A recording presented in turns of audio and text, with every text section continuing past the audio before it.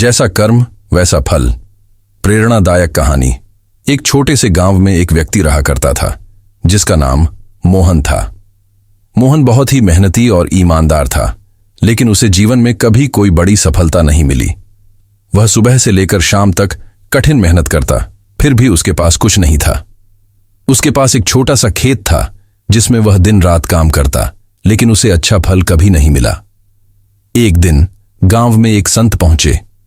संत का नाम रामनाथ था और उनके बारे में यह प्रसिद्ध था कि वे किसी भी व्यक्ति के जीवन में सच्चाई और मेहनत के महत्व को समझाते थे। मोहन ने संत से मिलने का निश्चय किया और उनके पास जाकर अपनी परेशानियों के बारे में बताया।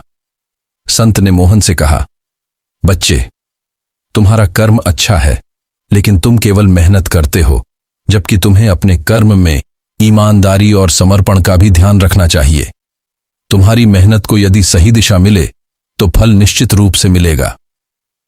मोहन ने संत की बातों को ध्यान से सुना और सोचा, मैं तो सच्चे दिल से मेहनत करता हूं, फिर क्यों मुझे अच्छा फल नहीं मिलता। संत ने मोहन से एक उदाहरण दिया। मान लो तुम एक बीज जमीन में बोते हो।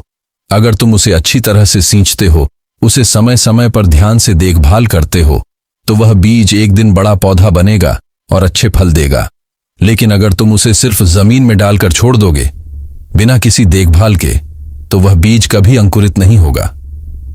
मोहन ने संत की बातें समझी और उसने अपनी मेहनत में और भी ईमानदारी और प्यार से काम करना शुरू किया। वह अपने खेत को सही तरीके से सींचने लगा, उसमें अच्छा खाद डालने लगा और समय समय पर उसकी देखभाल करने लगा। कुछ ही महीनों में मोहन का खेत हरा भरा और फलदायी हो गया। उसकी मेहनत का फल उसे मिल गया और वह अब खुशहाल था। सीख, जैसा कर्म वैसा फल का अर्थ है कि यदि हम अपनी मेहनत में ईमानदारी, समर्पण और सही दिशा अपनाएंगे तो सफलता निश्चित रूप से हमें मिलेगी।